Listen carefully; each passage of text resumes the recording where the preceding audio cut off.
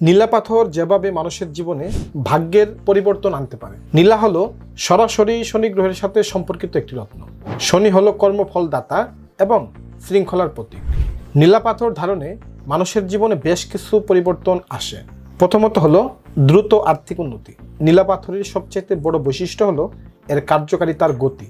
এটি যদি আপনার জন্মছকের সাথে মিলে যায় তবে খুব অল্প সময়ে ব্যবসায়িক বাধা দূর হবে এবং আর্থিক সচ্ছলতা ফিরিয়ে আনতে সাহায্য করবে।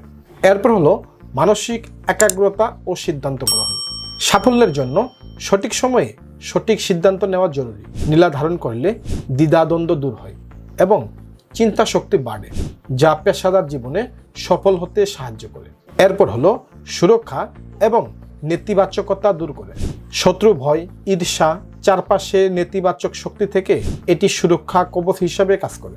এটি মনকে শান্ত রাখে এবং দুশ্চিন্তা কমায়। এরপর হলো সামাজিক মর্যাদা ও প্রতিপত্তি। চাকরি বা রাজনীতিতে যারা উচ্চ পদ আশা করেছেন তাদের জন্য নীলা বিশেষ ফলদায়ক হতে পারে। এটি সমাজে মান সম্মান এবং প্রতিপত্তি বৃদ্ধিতে সহায়তা করে।